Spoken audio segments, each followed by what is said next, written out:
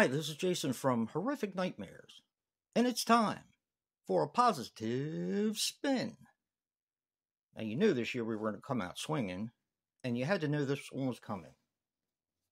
Today, we're going to be talking about The Exorcist Believer. Now, my relationship on this film doesn't really have much to talk about. I didn't see it in the theaters. Instead, I went to see Thanksgiving, and they were out around the same time. I think Exorcist came out beforehand, but I didn't go see The Exorcist. Of course, it was constantly hated on, pretty much. The only one I really heard a good review about it that I watched was Joe the Thehorrorman. Surprise, surprise. And when it came out, I got it. So we could watch it. He knew I would like it, and this movie is great. Now I'm going to say a few things about it first. I'm going to try to take a different tactic this time, because you're going to get a lot of hits from Joe, believe me. I'm going to try a different tactic. Okay, this movie started getting crappy reviews before it even came out.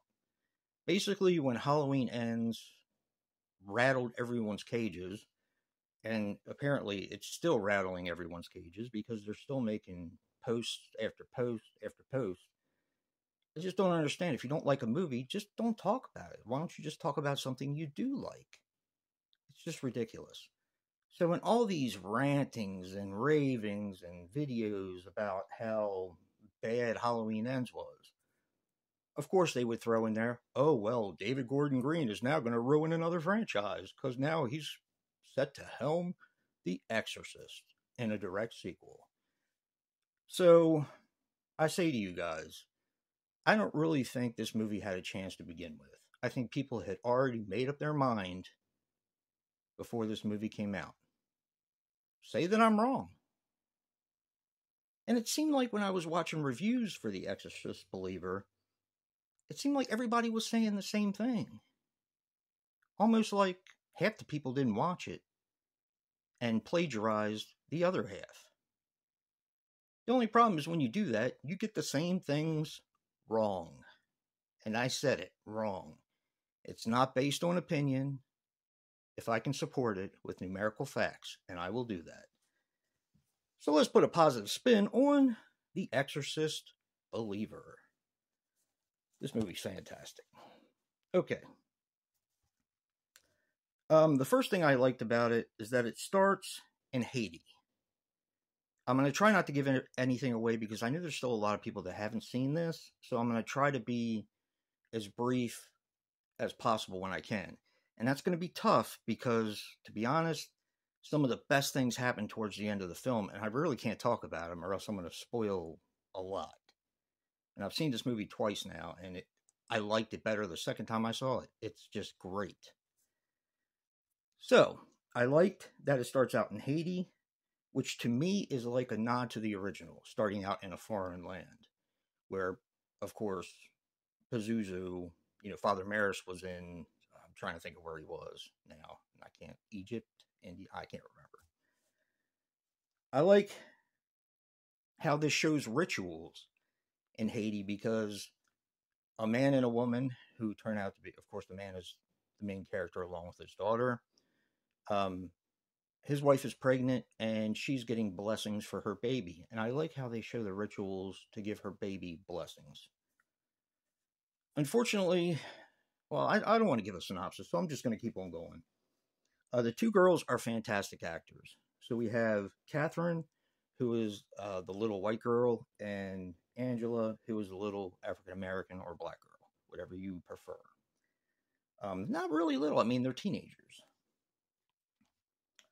I like the father of Angela. I could relate to him. I thought he was fantastic in the movie. And there are so many things that I can identify with in this film. It hits a little close to home in some spots. The statement he made about he and his daughter being close. Now, this is a little bit further in the movie, but it's a part that really gets to me because I'm very close with my daughter. I talk to her a lot. And I understand when you have that connection. And it doesn't seem like the other family, not that they didn't love their daughter, because I knew that they did, but, or at least it showed that they did, but there wasn't as much of a connection there. Their family dynamic was different, and I'll get to that later. Two very different families, which I just said, which I like because, and I'll just talk about it now. You have an accident that happened in Haiti, which killed the mom, and he had a choice to save one, his wife or the child. And him and his daughter come back, and of course, this is 13 years later, 14 years later. And this movie is a lot about choices, which I really like. This movie's a little bit deeper than I think a lot of people give it credit for. But anyway, I'll get to that as well. So you have two different kind of families, two girls that go missing, and I like that they're from different types of families. You have the father who's basically an atheist. He doesn't believe in God anymore because the God took his wife, and he saw his, as he put it, he saw his daughter ripped from his wife's stomach from her dead body. And you have another family who's very religious, and it's just a different dynamic, and I get it. And it doesn't say that one is better than the other. It does focus more on the African American family, Victor and his daughter Angela, but I get that. They do focus on the other family sometimes, but it's more about her. It's more about their tie together, about family, and like I said, about choices.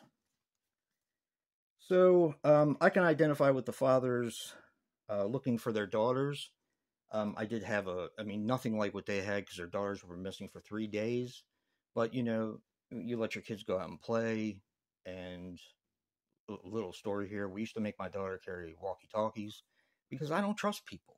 I just don't trust people. And she didn't like that. Of course, she said she got made fun of because she had to carry a walkie-talkie. But you know what? She never went missing. So I'll take that as a win.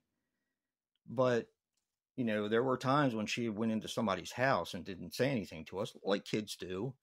And I remember my wife and I being frantic for like half an hour. I can't imagine going through that for 3 days. I just can't imagine it. It's got to be horrifying. Oh boy, I'm talking too much. Okay. Yep, the reaction of the families is realistic. Also, the friends, I get that. I like that the change happens gradually. The kids lose time, completely oblivious, and I like that. So you're kind of wondering whether this is actually happening to them or if something traumatic happened to them. Because, well, I don't want to get into the plot. You got to see the movie. They also check the kids for sexual abuse, which is very uncomfortable, but also very realistic. These kids went missing for 3 days. The dad feels disconnected with his daughter when she is found because, of course, she has this thing inside of her, this demon. One of the problems that people said with the movie is that the Catholicism wasn't explored enough. Well, the Catholic Church actually starts making a big appearance in the film in the 45-minute mark. Yeah, the movie's an hour and 51 minutes. So you have the rest of that. I don't understand how that wasn't a big presence in the movie. You even have it in Haiti in the beginning of the film. So, that's 45 minutes for an hour and 51-minute film. You have to first diagnose the kid. And, Reagan in the first one went through a plethora of tests before they finally figured out she was possessed. So, to me, realistic. The story of Sister Xavier, and I'm not going to say any more than that. I'm just going to say it was compelling, and I thought it was brilliant. Now, in the 56-minute mark, this was another problem that people had with The Exorcist Believer, is that Reagan's mom, Chris McNeil, is back in this film. Said she hardly had any part and she was wasted. Wasted in the film, not wasted. Yeah, you get my meaning. She comes in the movie at the 56-minute mark of the film. That's half the film. And she plays a big part in the film. The rest of the movie cannot happen without that part. So I don't know what other movie these people were watching, but it sure as hell wasn't that one. So I love the rescored theme from the original. The story, let's see. They treat Catherine at home, which is how Chris kind of becomes involved because she says that that's a mistake, and she goes there to try to help them. I'm not going to say any more than that. I thought that that was cool. I like that they use multiple religions in order to battle the devil. I'm not going to say any more than that because a lot of you guys have to watch the film and you'll get what I mean when you watch it. I like that this exorcism is affecting everyone. So in the first movie, you see it just affect Reagan and her mom and the priest and stuff like that. This goes a little bit deeper and is a little bit more far-reaching than you would think it is. So I thought that that was interesting and seemed to be almost like the ripple effect, which I thought was cool. And you find out something big as the exorcism is going on. The whole choices undertone of the movie comes full circle. And like I said, I'm not going to say what that is. I probably rambled on enough. I didn't want to make this a hateful, even though I am kind of pissed off, I didn't want to make this a hateful rant. I'm just trying to say that I think that people made up their mind before this movie even came out. And it's a shame because from what I heard, I could be wrong, I heard that David Gordon Green got pulled from the project. So I'll never get to see what his vision is for the next two, unless they use the same story. And that's a shame. We lost another good one. So, thanks, horror fans. Thanks a lot. Anyway, check out Joe's positive spin for The Exorcist Believer. And remember, guys, physical media matters. And until next time, peace.